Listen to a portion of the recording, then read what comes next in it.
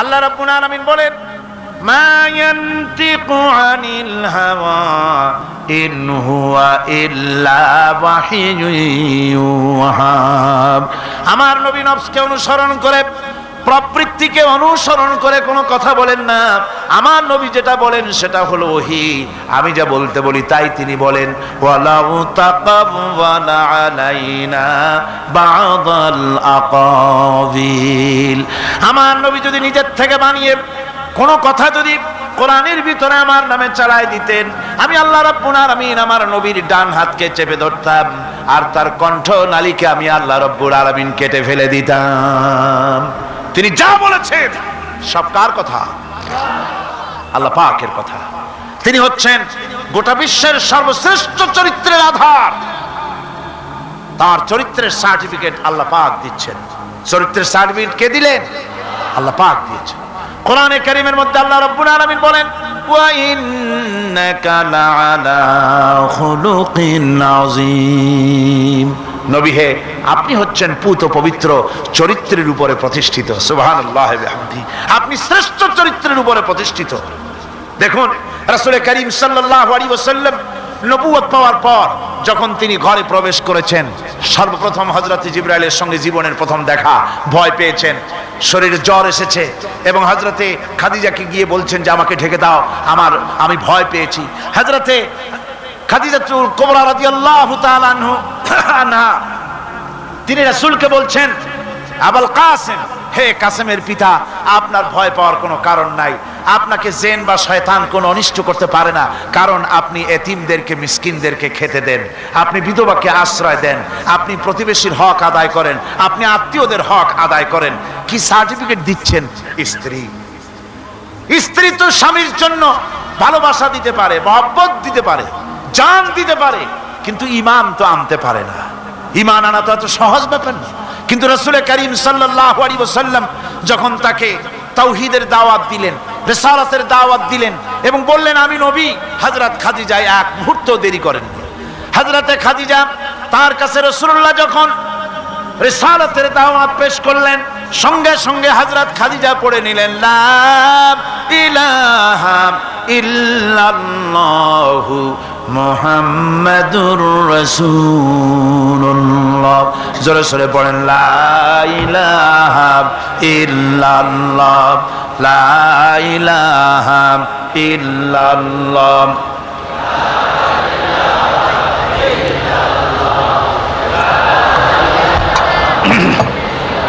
মহব্বতের সাথে জোরে সরে পড়েন, লা ইলাহা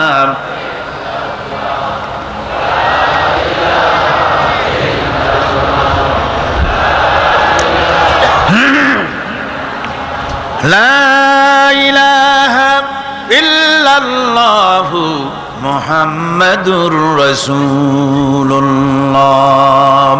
আমার বন্ধুগণ, রাসূল করিম সাল্লাল্লাহু আলাইহি ওয়াসাল্লামের উপরে স্ত্রী ঈমান আনলেন। খাদেম ছিলেন হযরতে যায়েদ। খাদেম তো তার প্রভুর জন্য জান দিতে পারে, মাল দিতে পারে, মহব্বত করতে পারে, সব পারে। খাদেম ঈমান আনতে পারে না, যেহেতু খাদেমের কাছে তার সাহেবের ইনস এন্ড আউট, তার ভেতর বাইরে সবকিছুই পরিষ্কার থাকে। হযরতে রাসূলের খাদেম ছিলেন হযরতে যায়েদ। হযরত যায়েদ তার উপরে যখন 15 বছর খাদেম ছিলেন রাসূলুল্লাহ, হুজুর যখন তার কাছে দাওয়াত পেশ করলেন, যখন রিসালাতের দাওয়াত পেশ করলেন, তাওহীদের দাওয়াত দিলেন, খাদেম যায়েদ একটু চিন্তা করলেন না, সাথে সাথে পড়লেন, লা ইলাহা ইল্লাল্লাহু মুহাম্মাদুর রাসূলুল্লাহ। রাসূলের বন্ধু ছিলেন হযরত আবু বকর সিদ্দিক রাদিয়াল্লাহু তাআলা আনহু। 20 বছরের বন্ধু। কত বছরের বন্ধু? 20 বছর। 20 বছর বসে একজন বন্ধু আর একজন বন্ধুকে চিনতে মোটেই কিছু বাকি থাকে না। হযরত আবু বকর রাদিয়াল্লাহু তাআলা আনহু তার কাছে যখন রাসূলুল্লাহ নবুয়তের দাওয়াত পেশ করলেন, হযরতে আবু বকর রাদিয়াল্লাহু তাআলা আনহু এক মুহূর্ত দেরি করেন নাই, বলেছেন আপনার চরিত্র নবুয়তের চরিত্র। আগেই বুঝতে পেরেছি সাধারণ মানুষের চরিত্র এমন হতে পারে না। তিনিও কালেমা পড়ে মুসলমান হয়ে গেলেন। সাহাবায়ে কেরাম রাসূলের প্রতি এই মহব্বত, এই শ্রদ্ধা তারা পোষণ করেছেন। নবী তার চরিত্র দিয়ে মানুষের সামনে নিজেকে প্রকাশ করেছেন। তার চরিত্র দুই রকম ছিল না। চরিত্র একরকম ছিল, ব্যক্তিগত চরিত্র আর পারিবারিক চরিত্র দুরকম না।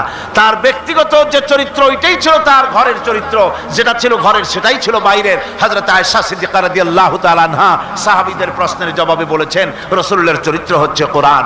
রাসূলের চরিত্র কি? কোরআন। রাসূলুল্লাহ এই পৃথিবীতে কেন আসছেন? আসার কারণ হলো তিনি হচ্ছেন আদর্শ। আল্লাহর নবী বলেছেন, লাকাদ কানা লাকুম ফি রাসূলিল্লাহি উসওয়াতুন হাসানাহ, তোমাদের জন্য গ্রহণযোগ্য মহত্তম আদর্শ হতেছে তোমাদের রাসূল। তোমাদের রাসূলের ভিতরেই তোমাদের আদর্শ রয়েছে, তার কাছ থেকে তোমরা আদর্শ গ্রহণ করো। তিনি এতিমের আদর্শ, শিশুর আদর্শ, কিশোরদের আদর্শ, যুবকের আদর্শ, তরুণের আদর্শ, বৃদ্ধের আদর্শ, পিতার আদর্শ, নানার আদর্শ, স্বামীর আদর্শ, সেনাপতির আদর্শ, শ্রমিকের আদর্শ, রাষ্ট্রপ্রধানেরও সকলের জন্য আদর্শ। যেই যুগে বেহাপনার উলঙ্গপনা দিয়েছিল সমাজ ভর্তি, আল্লাহর ঘর তাওয়াফ করে নারী আর পুরুষেরা উলঙ্গ হয়ে, সেই যুগে রাসূলুল্লাহ যখন কাবা শরীফ রিকনস্ট্রাকশন হচ্ছিল, পুনর্নির্মাণ হচ্ছিল, তখন তিনি বহন করছিলেন পাথরগুলি মাথায় করে। তার চাচা তাকে বললেন, তোমার তো বড্ড কষ্ট হচ্ছে, তুমি এখন এইটাকে ঘাড়ের উপরে, লুঙ্গিটা খুলা ঘাড়ের উপরে রেখে তারপর এটা বহন করো। হুজুর যখন লুঙ্গির গিরায় হাত দিয়েছেন খুলবেন এই চিন্তা করে ঘাড়ের উপরে রেখে পাথর বহন করবেন, লুঙ্গির গিটে হাত দিয়েছেন, খোলেন নাই। লুঙ্গির গিটের উপরে হাত রেখে তিনি চিন্তা করলেন, এতগুলি লোকের সামনে কাপড়টা খুললে পরে কি শরম হবে। কাপড়টা খোলেনি নাই, শুধু খুললে পরে কি লজ্জা হবে। এই আগাম শরমের অনুভূতিতে মুহাম্মদ সাল্লাল্লাহু আলাইহি ওয়াসাল্লাম বেহুশ হয়ে জমিনের উপরে পড়ে গেছে। আদর্শ কাকে বলে? শিশুর আদর্শ, কিশোরের আদর্শ, স্বামীর আদর্শ, পিতার আদর্শ, নানার আদর্শ, গোটা পৃথিবীর সমস্ত মানুষের আদর্শ রাসূল করিম সাল্লাল্লাহু আলাইহি ওয়াসাল্লাম। তার কাছে তিনি স্ত্রীদের আদর্শ ছিলেন, তিনি নানার আদর্শ ছিলেন।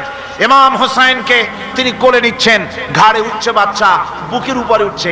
একজন সাহাবী বলছেন, হুজুর বাচ্চা পেলে আপনি এত আদর করেন, আমার তো ৬-৭টা ছেলে মেয়ে, আমি মোটে কোলেও নিই না আর জীবনে একবার সুমাও খাই না, আমার মোটে ইচ্ছাই করে না। হুজুর বললেন, আল্লাহ যদি তোমার দিলের মধ্যে রহম পয়দা না করেন তো আমি কি করতে পারি। হুজুর বাচ্চাকে নিয়ে আদর করছেন। ইমাম হোসেনকে বলছেন, হোসেন কে বড় বলো তো, তুমি বড় না আমি বড়? হোসেন বলছেন, নানাজি আমি আপনার থেকে বড়। আশ্চর্য কথা, তুমি আমার থেকে বড় কিভাবে? হোসেন বলছেন, নানাজি বলুন তো আপনার পিতার নাম কি? হুজুর বলছেন, আমার পিতার নাম আব্দুল্লাহ। হোসেন বলছেন, এই আব্দুল্লাহ এই পর্যন্তই শেষ, আপনি তো আমার পিতার মতো পিতা পান নাই, আমার আব্বার মতো আব্বা আপনার আছে। আমার আব্বাকে বলা হয় আসাদুল্লাহিল গালিব, সমস্ত কাফেরদের জন্য বিজয়ী বীর বাঘ আমার আব্বা। এবং আমার আব্বা সম্পর্কে আপনি বলেছেন, আনা মাদিনাতুল ইলম ওয়া আলিয়ুম বাবুহা, আমি হচ্ছে একটি জ্ঞানের রাজ্য আর আলী হচ্ছে সেই রাজ্যে প্রবেশের প্রধান তোরণ। আমার বাপের মতো বাপ আছে আপনার? হুজুর আশ্চর্য হয়ে গেলেন, বাচ্চা বলে কি? হোসেন বলছেন, নানাজি এবার কোন তো দেখি, এবার বলুন তো দেখি আপনার মায়ের নাম কি? হুজুর বলছেন, আমার মায়ের নাম আমেনা। হযরত হোসেন বলছেন, এই আমেনা পর্যন্তই শেষ, কয়জনে চিনবে কর? আমার মায়ের মতো একটা মা আপনার আছে? আমার মায়ের মতো একটা মা আপনি পেয়েছেন? আমার মাকে চেনেন? আমার মা হচ্ছেন জান্নাতের সাইয়্যিদাতুন নিসা, জান্নাতের সমস্ত মহিলাদের সরদারিনী আমার মা ফাতিমাতুজ জাহরা রাদিয়াল্লাহু তাআলা আনহা। আমার মায়ের মতো একটা মা আপনি পেয়েছেন? হোসেন বলছেন, নানাজি আরো বলবো নাকি? কয় হ্যাঁ বলো। বলছেন, নানাজি এবার কোন তো দেখি আপনার নানার নাম কি? হুজুর বলছেন, আমার নানার নাম আব্দুল ওয়াহাব। হোসেন বলছেন, এবার আপনি মানুষের কাছে জিজ্ঞেস করেন কয়জন এই আব্দুল ওয়াহাব রয়েছেন? আপনি কি আমার নানার মতো একটা নানা পেয়েছেন? আমার নানাকে আপনি জানেন? আমার নানা সাইয়্যিদুল মুরসালিন, আশরাফুল আম্বিয়া, রাহমাতুল লিল আলামিন, বিশ্বনবী জনাবে মুহাম্মদ রাসূলুল্লাহ সাল্লাল্লাহু আলাইহি ওয়াসাল্লাম।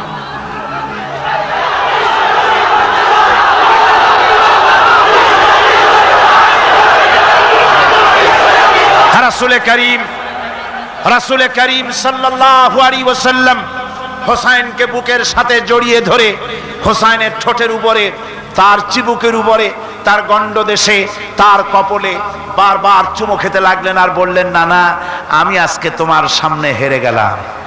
সুবহানাল্লাহ ওয়া বিহামদিহি। কি আদর করতেন তিনি বাচ্চাদেরকে। রাসূলুল্লাহ রাস্তা দিয়ে যেতেন আর বাচ্চারা খেলাধুলা ছেড়ে রাসূলের কাছে ছুটে আসতো। একবার তো রাসূলুল্লাহ একটা বাচ্চার মাথায় হাত বুলিয়ে খেলা ছেড়ে দিয়ে ছুটে আসছে। হুজুর তাকে জিজ্ঞেস করলেন, তোমার সাথে যে পাখিটা থাকতো সেই লাল পাখিটা কই? ছেলে তো কেঁদে ফেললো। ছেলে বলে ফেললো যে আপনি বিশ্বনবী, আমি একটা ছোট্ট মানুষ, আমার পাখির খবর আপনি রাখেন। সুবহানাল্লাহ ওয়া বিহামদিহি। রাসূলুল্লাহ তার চরিত্র দিয়ে মানুষকে জয় করেছিলেন, মহব্বত দিয়ে। তরবারি দিয়ে ইসলাম প্রতিষ্ঠিত হয় নাই, ইসলাম এসেছে মহব্বত দিয়ে, উদারতা দিয়ে, ভালোবাসা দিয়ে। তরবারি দিয়ে ইসলাম বিজয় হয় নাই পৃথিবীর বুকে। পিতামাতার প্রতি ভালোবাসা ইসলামের এক মহান শিক্ষা, যা দেখতে পাওয়া যায় রাসূলুল্লাহ সাল্লাল্লাহু আলাইহি ওয়াসাল্লামের চরিত্রে। আল্লাহ রাব্বুল আলামিন বলেন, وَقُلْ لَهُمَا قَوْلًا كَرِيمًا। মা বাবার সঙ্গে সম্মানজনক কথা বলো, খবরদার বেয়াদবি করবে না। আর মা বাবার জন্য, তাদের জন্য আমি আল্লাহ রাব্বুল আলামিনের কাছে দোয়া করো, রব্বিরহামহুমা কামা রাব্বায়ানি সাগীরা। পড়েন সবাই, রব্বিরহামহুমা কামা রাব্বায়ানি সাগীরা। আল্লাহ রাব্বুল আলামিন শিখাই দিলেন বান্দারে, তোর মা বাপের জন্য আমার কাছে দোয়া কর। আয় আল্লাহ, আমার মা বাপ যেমন ছোট্টবেলায় আমাকে স্নেহের কোলে লালন পালন করেছে, মাবুদ গো আমার মা বাপকে তোমার রহমতের কোলে লালন পালন করো। আল্লাহ শিখাই দিচ্ছে। হাদিস শরীফে এসেছে, হুজুর বসে আছেন মসজিদে নববীতে, সাহাবায়ে কেরাম বসা। এক বৃদ্ধা মহিলা প্রবেশ করেছেন মসজিদে, হুজুর তাকে দেখে দাঁড়ায় গেলেন। মহিলা আসার পর নবীজি নিজের গায়ের চাদর বিছিয়ে দিলেন। মহিলা চলে যাওয়ার পর সাহাবায়ে কেরাম জিজ্ঞেস করলেন, হুজুর একজন সাধারণ মেয়ে লোকের জন্য হুজুর নিজের চাদর বিছাইলেন, বুঝলাম না ফজিলত কি, চিনলাম না মেয়ে লোকটাকে। হুজুর বলেন, সাহাবীরা চাদর তো ভালো, হক তো আদায় করতে পারি নাই, চিনতে পারো নাই, তোমরা বুঝতে পারো নাই। আমি দুনিয়া আসার পর আমার মায়ের দুধ আমার কিসমতে তেমন হয় নাই, আমি আমার মায়ের যত্ন তেমন পাই নাই, স্নেহ আদর তেমন পাই নাই। যার বুকের দুধ খাইয়া, যার কোলে কাখে চড়ে আমি বড় হয়েছি, ইনি আমার সেই দুধ মা হযরতে হালিমাতুস সাদিয়া। বন্ধুরা, মা যদি বেঁচে থাকে, রাত্রে বাড়ি গিয়ে পায়ে ধরুন, বলেন মা অন্যায় করেছি, জীবনে বহু বেয়াদবি করেছি, আমার মাফ করে দাও। বিশ্বাস করুন, মা বাপের যদি খেদমত করেন, মা বাপ যদি রাজি থাকে, রিজকে, খাদ্যে, টাকায়, ইজ্জতে জীবনেও কষ্ট হবে না।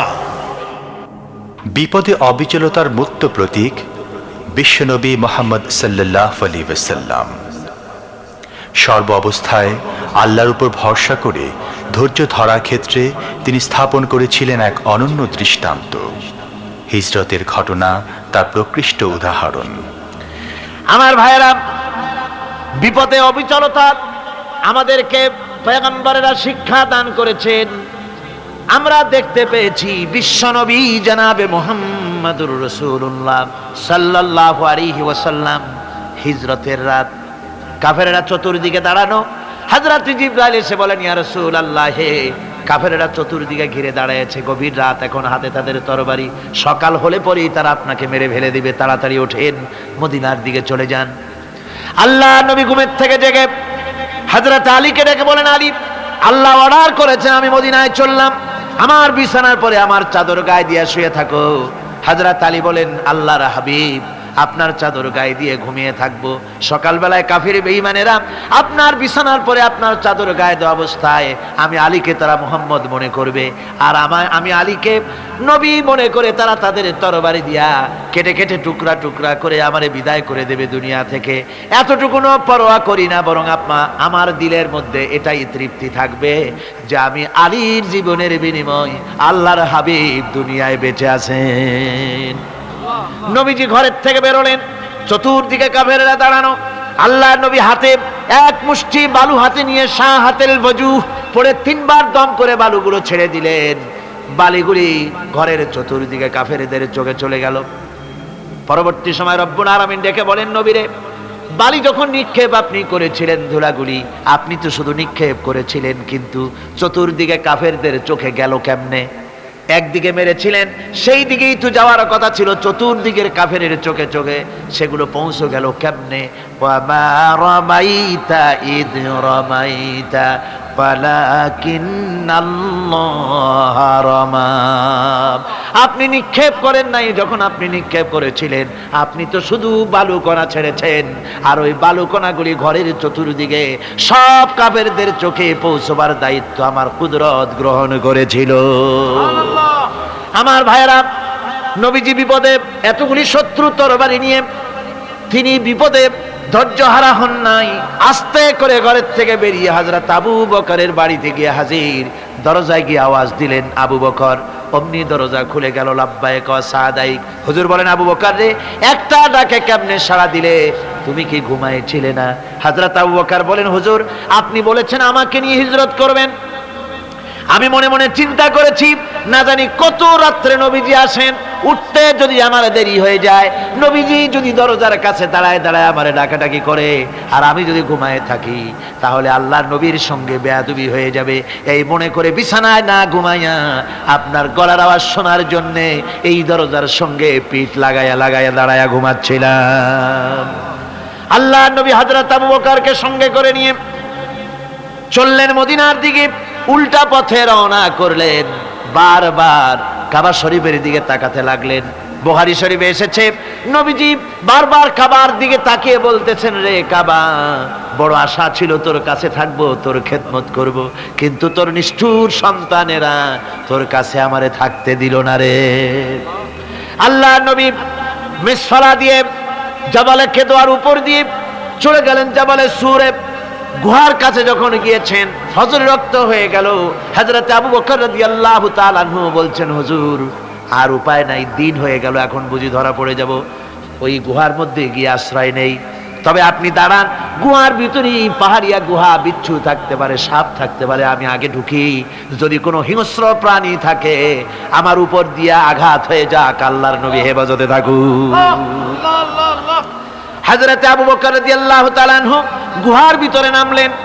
নেমে গুহা সাফ করে হুজুরকে ডাকলেন। হুজুর তাশরীফ ফরমালেন গুহার মধ্যে। হুজুর বলেন, আবু বকর, হেঁটে হেঁটে কষ্ট হয়ে গেছে, তুমি বসো, তোমার উরুর উপরে মাথা রেখে আমি একটু ঘুমায়ে যাই। আল্লাহর হাবিব ঘুমায় গেলেন। হযরত আবু বকর লক্ষ্য করে দেখেন চতুর্দিকে অনেকগুলি গর্ত দেখা যায়।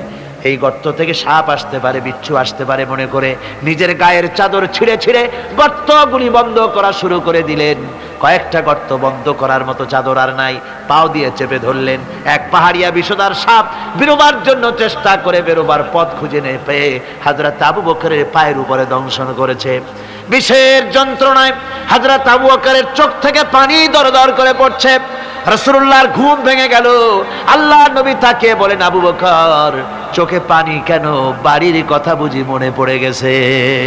হযরত আবু বকর বলেন, ইয়া রাসূলুল্লাহ, আল্লাহর নামে কসম করে বলি, যেই দিন আমি ঈমান এনেছি ওই দিন থেকে আমার মা বাপ, আমার কোলে আমার সন্তান, আমার স্ত্রী, আমার জায়গা জমি ঘর বাড়ি, এমনকি আমার নিজের আত্মার চাইতে হুজুর আপনারে ভালোবাসি বেশি। তাহলে কাঁদো কেন? হযরত আবু বকর বলেন, হুজুর, বাড়ির জন্য কাঁদিনা, ছেলেপেলের জন্য কাঁদিনা, সাপে দংশন করেছে, যন্ত্রণায় কাঁদতেছি। আল্লাহর নবী সঙ্গে সঙ্গে মুখ থেকে থুতু বার করে যন্ত্রণার জায়গায় লাগাই দিলেন। সঙ্গে সঙ্গে যন্ত্রণা বন্ধ হয়ে গেল। হুজুর বললেন, আবু বকর, প্রথম যখন তোমার এই আঘাত করেছিল সাপে, আমাকে কেন তাড়াতাড়ি বলো নাই? এতক্ষণ তো তোমার কষ্ট হতো না। হযরত আবু বকর বলেন, ইয়া রাসূলুল্লাহ, ওটা তো সাপে কাটার যন্ত্রণা, ওই যন্ত্রণায় আমার রক্ত জ্বলতেছে, যন্ত্রণায় যন্ত্রণায় আমার কলেজাটা যদি ফেটেও যেত, আল্লাহর হাবিব আরাম ফরমাচ্ছিলেন, আমি তাকে আরামে বিঘ্ন ঘটাতে পারতাম না। আমার ভাইয়েরা, হযরতে আবু বকর, হযরতে রাসূল দুজন বসে আছেন। এমনি সময় কাফের বেঈমানেরা খুঁজতে খুঁজতে জায়গা মতো এসে গেছে। একজনে বলে ভিতরে আছে, আর একজনে বলে নাই। পায়ের যদি থাকবে তাহলে মাকড়সায় জাল বুনালো কি করে, পাখি ডিম পেড়ে বসে আছে কি করে, তাদের সন্দেহ হতে লাগলো। এর মধ্যে নাই, একজন বলে আছে আর একজন বলে নাই। হযরত আবু বকর ভয়ের চোটে কেঁদে ফেলেছেন। হুজুর আর উপায় নাই। এই যে অবস্থা, এই অবস্থার ভিতরে, এই অবস্থার ভেতরেও আল্লাহ নবী এতটুকু ঘাবড়ে যান নাই। শত্রুরা তরবারি নিয়ে এসেছে, সুযোগ পেলেই একটু তাকালেই দেখতে পাবে, তুলে মেরে ফেলে দেবে। আল্লাহর হাবিব মোটেই ধৈর্য হারালেন না, এতটুকুন হতাশ হলেন না। আল্লাহ পাকের হাবিব তার সাথীকে কি বললেন? তখন কোরআনে কারীম সূরা তাওবার মধ্যে আল্লাহ তা উদ্ধৃত করেছেন মুমিনদের জন্য, ইযহুমা ফিল গার ইয ইয়াকুলু লিসাহিবিহি লা তাহজান ইন্নাল্লাহা মা'ানা। ও আমার সাথী, ও বন্ধু, ভয় করো না, চিন্তা করো না, আমরা মাইনরিটি নই, আমরাই মেজরিটি। তার কারণ আল্লাহ আমাদের সাথে আছেন। সুবহানাল্লাহ। রাসূলুল্লাহ সাল্লাল্লাহু আলাইহি ওয়াসাল্লাম অত্যন্ত সাদাসিধে জীবন যাপন করতেন। হিজরত করে মদিনায় গিয়ে ইসলামী রাষ্ট্র কায়েম করার পরও তার দারিদ্রতা কাটেনি। হাদিসে এসেছে সে কথা। হযরত আবু হুরায়রা রাদিয়াল্লাহু তাআলা আনহু বলেন, আমি রাসূলুল্লাহর কাছে গেলাম, হুজুরকে গিয়ে সালাম করলাম। আল্লাহর নবী সালামের জবাব দিলেন, কিন্তু দেখতে পেলাম মুখ নড়ে, আওয়াজ বেরোলো না। কারণ কি? কাছে গিয়ে দেখি নবীজি ক্ষুধার যন্ত্রণায় কথা বলতেছেন, আওয়াজ বেরোতেছে না। এত ক্ষুধা লেগেছে আল্লাহর নবীর। 2-4 দিন চলে গেছে, খাবার নাই। রাসূলুল্লাহ সমস্ত গনিমতের মাল, যাকাত সদকার মালগুলি, খাদ্য দ্রব্যগুলি দুহাতে বিতরণ করেছেন। নিজের পেটে খাবার নাই, মানুষকে দিতেছেন। দিতে দিতে এশার নামাজ পড়ে নবীজি ঘরের মধ্যে প্রবেশ করে হযরত আয়েশা সিদ্দিকা রাদিয়াল্লাহু তাআলা আনহাকে ডেকে বলেন, আয়েশা রে, সারাদিন কষ্ট করেছি, দারুণ ক্ষুধা লেগেছে, তাড়াতাড়ি করে কিছু খাবার আমারে এনে দাও। হযরত আয়েশা হুজুরের ক্ষুধার্ত শ্রান্ত ক্লান্ত চেহারার দিকে তাকাইয়া হযরত আয়েশা কেঁদে ফেলেছেন। হযরত মা আয়েশা কাঁদেন আর বলেন, ইয়া রাসূলুল্লাহ, হে আল্লাহর নামের কসম করে বলি, আমি আয়েশার ঘরে কোনো পানি ছাড়া কোনো খাবার নাই। এই ছিল রাসূলের আদর্শ। হাদিস শরীফে এসেছে, আল্লাহর নবী বলেন, তোমরা যদি রাষ্ট্রীয় ক্ষমতায় যাও, বাড়ি না থাকলে সরকারি খরচ একটা বাড়ি নিতে পারো। তোমার যদি যানবাহন না থাকে, সরকারি খরচে যানবাহন নিতে পারো। ছেলে মেয়ের কাপড় চোপড়, লেখাপড়া, শিক্ষা, চিকিৎসার জন্য যদি না থাকে, তাহলে তুমি সরকার থেকে নিতে পারো। কিন্তু এর থেকে এক চুল পরিমাণ যদি পাও বাড়াও, সরকারের মাল জনগণের মাল, এর থেকে প্রয়োজনের বাইরে যদি তুমি নিজের জন্য নিতে থাকো, কিয়ামতের দিন আল্লাহর দরবারে চোরের কাতারে তোমারে দাঁড়ানো লাগবে। দুনিয়ায় যত সম্মান পাও না কেন, কিয়ামতে আল্লাহর দরবারে কিসের কাতারে দাঁড়াবে? চোরের কাতারে দাঁড়াতে হবে। রাসূল পাক সাল্লাল্লাহু আলাইহি ওয়াসাল্লাম এমন এক সমাজ কায়েম করেছিলেন। আমার হতাশাগ্রস্ত ছাত্ররা, যেসব ছাত্ররা সমাজতন্ত্র তোমরা করো, যারা সমাজতন্ত্র করতে হতাশাগ্রস্ত হয়েছে, এখন যাবো কোথায় বলে হতাশ হয়ে গিয়েছো তোমরা, আমরা তোমাদেরকে দাওয়াত দেই, কোরআনের মাহফিল থেকে দাওয়াত দেই, ফিরে আসো। হতাশ হওয়ার কোনো কারণ নাই। লেনিন মরার, ও মরে গেছে। কার্ল মার্কস মরার, মরে গেছে, পচে গেছে, গলে গেছে, দুনিয়া থেকে শেষ হয়ে গিয়েছে। আল্লাহর নবীর নেতৃত্ব, সূর্য যতদিন উঠবে আর ডুববে, নবীজির নেতৃত্ব শেষ হবে না। ওই নেতৃত্বে আসো, রাসূলের নেতৃত্ব মেনে নাও, কোরআনের শাসন মেনে নাও, তাহলেই শান্তি পাবে তোমরা।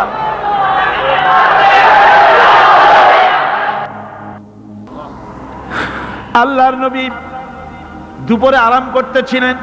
হযরত ওমর বলেন, আমি দেখতে গিয়েছিলাম রাসূলুল্লাহকে, আমি যাই সালাম দিলাম, হুজুর উঠে বসলেন।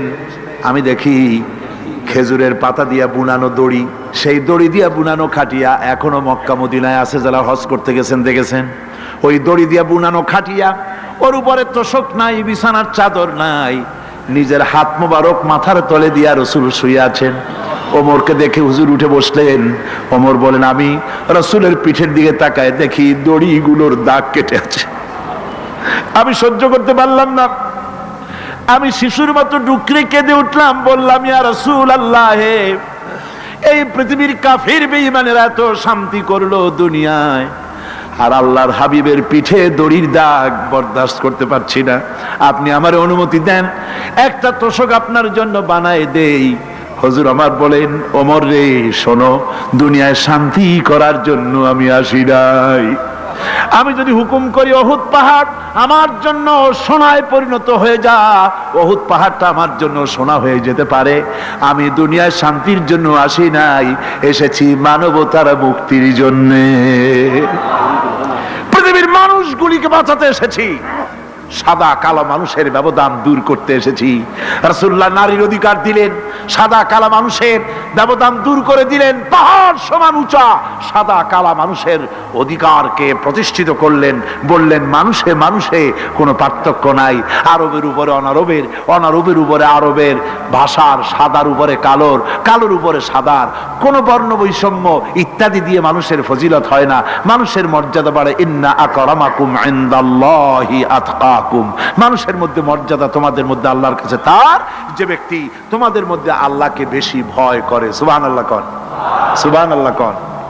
আমার ভাইয়েরা, নবীজি মদিনা মুনাওয়ারায় ইসলামী রাষ্ট্রের রাষ্ট্রপ্রধান হয়েছেন। আজ বাজারে যেতেছেন, যাওয়ার সময় ডেকে ডেকে বলেন, বিধবাদের বাড়ির সামনে দিয়ে যায়, তোমাদের বাজার লাগবে নাকি?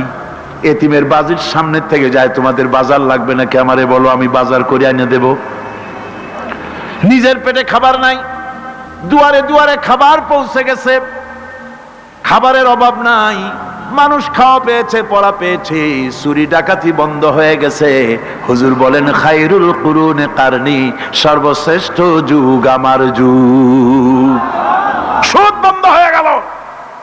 রাসূলুল্লাহ বললেন সুদ আর চলবে না, হারাম। সুদ বন্ধ হয়ে গেল। হুজুর ব্যাংক চালু করে দিলেন। ব্যাংকের নাম হলো বাইতুল মাল। কি নাম হলো? এই ব্যাংক যেদিন রাসূলুল্লাহ উদ্বোধন করেন, আল্লাহ নবী বাইতুল মাল ব্যাংক উদ্বোধনের দিনে যে বক্তৃতা করলেন, বুখারীতে সেই বক্তৃতা লেখা হয়ে গেল। আল্লাহ নবী বলেন মান তারাকা দায়নান আও দিয়ান ফালাইয়া। আমার এই রাষ্ট্রের ভিতরে কোন মানুষ যদি ঋণগ্রস্ত অবস্থায় মারা যায় আর ঋণ পরিশোধ করার মতো অর্থ যদি তার কাছে না থাকে, তাহলে তার ঋণ পরিশোধের দায়িত্ব তার বিধবা স্ত্রী আর তার এতিম বাল বাচ্চার সব দায়িত্ব আমি মুহাম্মদ সাল্লাল্লাহু আলাইহি ওয়াসাল্লাম আমার কাঁধের উপরে উঠাইয়া নিলাম। এমন সুন্দর রাষ্ট্র চালু হয়ে গেছে, মানুষ খাবার পেয়েছে, পড়ার পেয়েছে।